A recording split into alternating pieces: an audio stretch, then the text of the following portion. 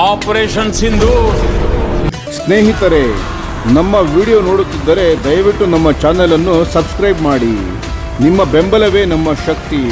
ಪ್ರತಿಯೊಂದು ಸಬ್ಸ್ಕ್ರಿಪ್ಷನ್ ನಮ್ಮನ್ನು ಇನ್ನಷ್ಟು ಉತ್ತಮ ವಿಷಯಗಳನ್ನು ತಯಾರಿಸಲು ಪ್ರೇರೇಪಿಸುತ್ತದೆ. ಹಾಗಾಗಿ ಸಬ್ಸ್ಕ್ರೈಬ್ ಮಾಡುವುದನ್ನು ಮರೆಯಬೇಡಿ. ಭಾರತದ ಸ್ಟೆಲ್ತ್ ಯುದ್ಧ ವಿಮಾನಗಳ ಕನಸು ಹೊಸ ಹಾದಿಯತ್ತ ಸಾಗುತ್ತಿವೆ. ರಷ್ಯಾ ಈಗ ಭಾರತಕ್ಕೆ ಮತ್ತೊಂದು ದೊಡ್ಡ ಉತ್ತೇಜನ ನೀಡಿದೆ.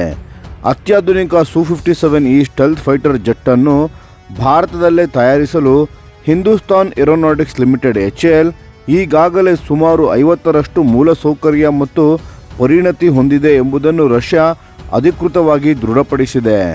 ಈ ಮಹತ್ವದ ಮಾಹಿತಿ ರಷ್ಯಾದ ಪ್ರಸಿದ್ಧ ಸುಕೋಯ್ ಡಿಸೈನ್ ಬ್ಯೂರೋ ತಯಾರಿಸಿದ ಸಮಗ್ರ ವರದಿಯಲ್ಲಿದೆ.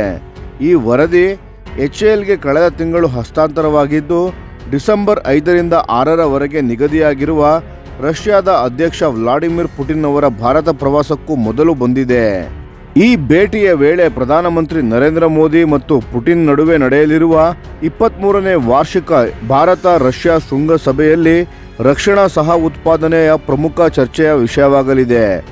ರಷ್ಯನ್ ತಂಡವು ಈ ವರ್ಷ ಸೆಪ್ಟೆಂಬರ್ನಲ್ಲಿ HALನ ಪ್ರಮುಖ ಘಟಕಗಳನ್ನು ಪರಿಶೀಲಿಸಿತ್ತು.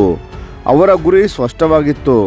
HALನಲ್ಲಿ Su-57 ನಂತಹ 5ನೇ ತಲೆಮಾರಿನ ಸ್ಟೆಲ್ತ್ ಯುದ್ಧ ವಿಮಾನಗಳ ತಯಾರಿಕೆಗಾಗಿ ಸಿದ್ಧತೆಯನ್ನು ಅಳೆಯುವುದಾಗಿದೆ. ರಷ್ಯನ್ ತಂಡವು ಭೇಟಿ ನೀಡಿದ ಪ್ರಮುಖ ಕೇಂದ್ರಗಳು: ನಾಶಿಕ್ನ ಡಿವಿಷನ್. ಇಲ್ಲಿ HAL ಈಗಾಗಲೇ Su-30MKನ ಅಂತಿಮ ಅಸೆಂಬ್ಲಿ ಲೈನ್ ಹೊಂದಿದೆ. ಇದು ಭಾರತದ ವಾಯುಸೇನೆಯ ಪ್ರಮುಖ ಫೈಟರ್ ಆಗಿದ್ದು, HALಗೆ ಸಂಕೀರ್ಣ ಏರ್ ಫ್ರೇಮ್ ಮತ್ತು ವ್ಯವಸ್ಥೆಗಳನ್ನು ಏಕೀಕರಿಸುವ ಪ್ರೌಢ ಅನುಭವವಿದೆ. ಕೋರಾಪುಟ್ ಡಿವಿಷನ್. ಇಲ್ಲಿದೆ AL-31FP ಟರ್ಬೋಫ್ಯಾನ್ ಇಂಜಿನ್ಗಳ ತಯಾರಿಕೆ ಮತ್ತು ಮರುದೊರೆತ ಕೆಲಸಗಳು ನಡೆಯುತ್ತಿವೆ. ಇದೇ ಇಂಜಿನ್ಗಳು Su-30MKಗೆ ಶಕ್ತಿ ನೀಡುತ್ತವೆ.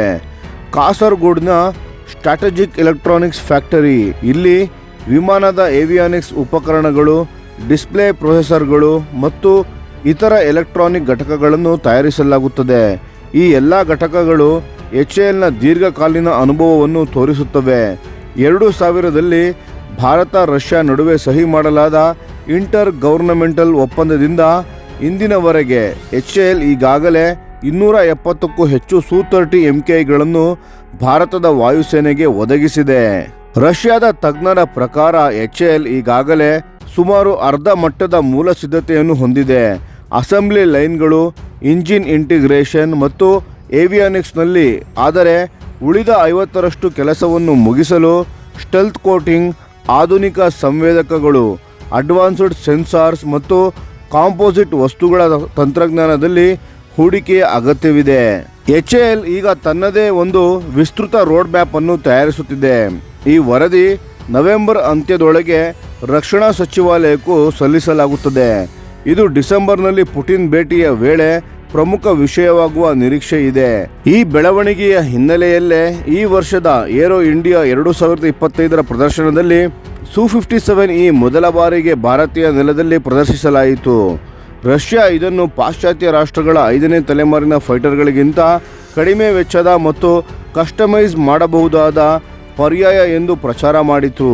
ಅದೇ ವೇಳೆ ಭಾರತೀಯ ವಾಯುಪಡೆ MRFA ಮಲ್ಟಿರೋಲ್ ಫೈಟರ್ ಏರ್ಕ್ರಾಫ್ಟ್ ಯೋಜನೆ ಸ್ಪರ್ಧಿಯಾಗಿ ಅಮೆರಿಕಾದ F-35 ಲೈಟ್ನಿಂಗ್ II ಕೂಡ ಪ್ರದರ್ಶಿಸಲ್ಪಟ್ಟಿತ್ತು. ಅಷ್ಟೇ ಅಲ್ಲ, ರಷ್ಯಾ ಭಾರತದ AMCA advanced medium combat aircraft ಯೋಜನೆಗೂ ಬೆಂಬಲ ಘೋಷಿಸಿದೆ. ಅಕ್ಟೋಬರ್ 16ರಂದು ರಷ್ಯಾದ ರಾಯಭಾರಿ ಡೆನಿಸ್ ಆಲಿಪೋವ್ ರವರು ಹೇಳಿದಂತೆ ಈ ಯೋಜನೆ ಭಾರತ ರಷ್ಯಾ ಸಂಬಂಧಗಳ ನಿಜವಾದ ರೂಪಾಂತರದ ಸಾಕ್ಷಿ.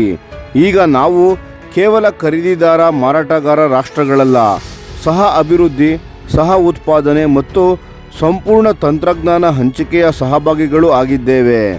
ಭಾರತಕ್ಕೆ ಇದು ಮಹತ್ತರ ಅವಕಾಶ.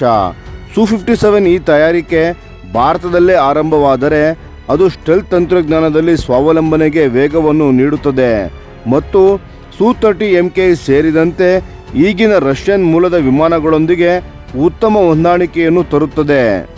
ಆದರೆ ಇದರಲ್ಲಿ ಕೆಲವು ಸವಾಲುಗಳು ಇನ್ನೂ ಕೂಡ ಉಳಿದಿವೆ. ತಂತ್ರಜ್ಞಾನದ ವರ್ಗಾವಣೆ ಒಪ್ಪಂದಗಳು, ಆಫ್ಸೆಟ್ ಬದ್ಧತೆಗಳು ಮತ್ತು ಭಾರತೀಯ ತಂತ್ರಜ್ಞಾನಗಳಾದ ಉತ್ತಮ್ AESA ರೆಡಾರ್ ಸೇರಿದಂತೆ ಸಿಸ್ಟಮ್ಸ್ಗಳ ಏಕೀಕರಣ ಇವು HALಗೆ ಪ್ರಮುಖವಾಗಿ ಪರಿಗಣಿಸಬೇಕಾದ ಅಂಶಗಳಾಗಿವೆ. ಅಂತಿಮವಾಗಿ ಹೇಳಬೇಕಾದರೆ ರಷ್ಯಾ ಮತ್ತು ಭಾರತದ ಈ ಹೊಸ ಹೆಜ್ಜೆ Su-57E ಸಹ ಉತ್ಪಾದನೆ ಭಾರತವನ್ನು ಮುಂದಿನ ದಶಕಗಳಲ್ಲಿ ಸ್ಟೆಲ್ತ್ ಯುದ್ಧ ವಿಮಾನ ತಯಾರಿಕಾ ರಾಷ್ಟ್ರಗಳ ಸಾಲಿಗೆ ಸೇರಿಸಬಹುದಾದ ದೊಡ್ಡ ಹೆಜ್ಜೆಯಾಗಬಹುದು. ಪಾಕಿಸ್ತಾನ ಸೇನೆ ತನ್ನ ಸ್ವದೇಶಿ ಫತಾ-2 ಮಾರ್ಗದರ್ಶಿತ ಬಹುಪ್ರಕ್ಷೇಪಣಾ ರಾಕೆಟ್ ವ್ಯವಸ್ಥೆಯೊಂದಿಗೆ ತನ್ನ ರಾಕೆಟ್ ಶಕ್ತಿಯನ್ನು ಬಲಪಡಿಸುತ್ತಿದೆ. 400 ಕಿಲೋಮೀಟರ್ ವ್ಯಾಪ್ತಿಯ ಈ MLRS ವ್ಯವಸ್ಥೆ ಪಂಜಾಬ್ ಮತ್ತು ರಾಜಸ್ಥಾನ್ ಪ್ರದೇಶಗಳಲ್ಲಿ ಭಾರತದ ಲಾಜಿಸ್ಟಿಕ್ ಕೇಂದ್ರಗಳನ್ನು ಗುರಿಯಾಗಿಸಲು ಸಾಮರ್ಥ್ಯ ಹೊಂದಿದೆ. ಇದಕ್ಕೆ ಪ್ರತಿಯಾಗಿ ಭಾರತೀಯ ಸೇನೆಗೆ ತಕ್ಷಣವೇ ದೀರ್ಘ ವ್ಯಾಪ್ತಿಯ ಪ್ರತಿಕ್ರಿಯೆ ಅಗತ್ಯವಾಗಿದೆ. DRDO ಅಭಿವೃದ್ಧಿಪಡಿಸುತ್ತಿರುವ ಪಿನಾಕಾ MK3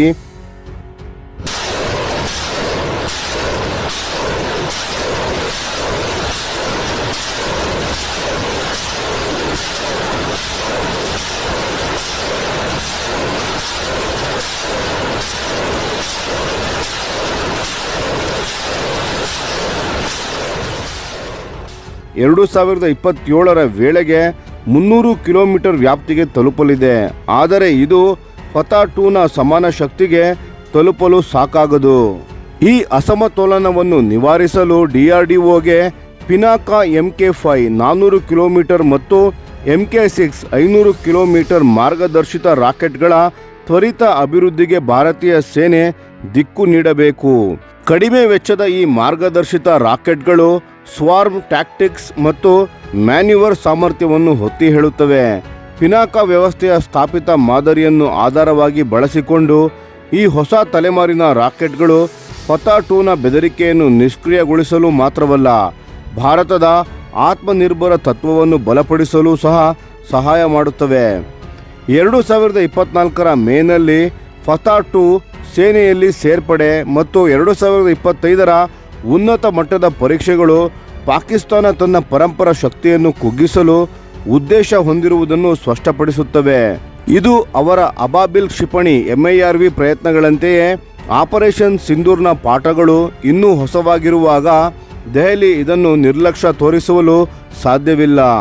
ಬ್ಯಾಲಿಸ್ಟಿಕ್ ಕ್ಷಿಪಣಿಗಳ ಬಳಕೆಗೆ ಹೋಗದೆ 500 ಕಿಲೋಮೀಟರ್ ವ್ಯಾಪ್ತಿಯ ಪಿನಾಕಾ ಕುಟುಂಬ ಕ್ಷಿಪಣಿ ಭಾರತಕ್ಕೆ ಅಗತ್ಯವಾದ ಡಿನೈಲ್ ಝೋನ್ಗಳನ್ನು ವಿಸ್ತರಿಸಲು ಸಹಾಯ ಮಾಡುತ್ತದೆ.